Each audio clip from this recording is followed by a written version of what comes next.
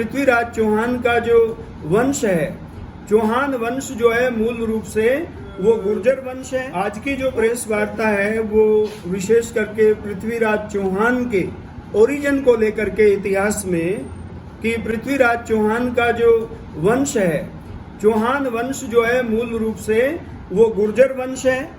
और उसके सारे जो तथ्य हैं, जो प्रमाण हैं समकालीन पुस्तकों में, जैसे हमने आपको पृथ्वीराज विजय ये पुस्तक दिखाई है, इसमें जगह जगह पृथ्वीराज के वंश के लिए, उनके पिता के लिए गुर्जर शब्द का प्रयोग किया गया है, उनके किलों के लिए गुर्जर शब्द का प्रयोग किया है।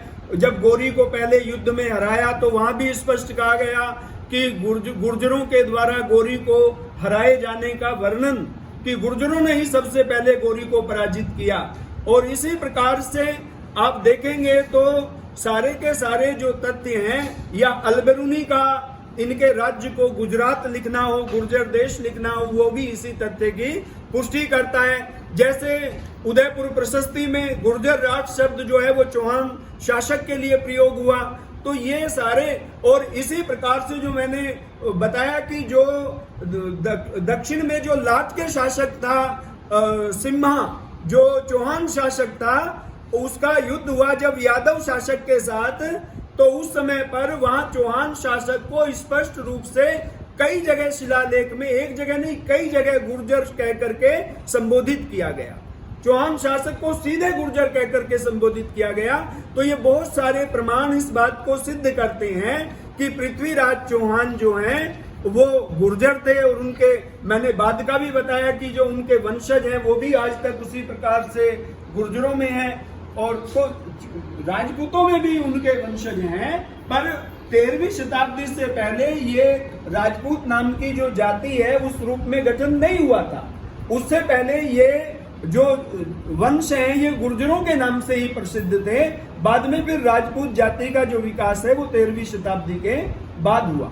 तो ये हम ये सच्चाई प्रमाणों के आधार पर आपके समक्ष रख रहे हैं। हमारी ये सरकार से मांग है कि पाठ्यक्रम में भी संशोधन होना चाहिए, और जो कोई भी फिल्म या किसी भी प्रकार का कोई इस प्रकार की चीजें आती हैं हिस्टोरिकल, तो उनको भी तथ्यों के आधार पर ही दिखाया जाना चाहिए। ये हमारी मांग है सरकार से।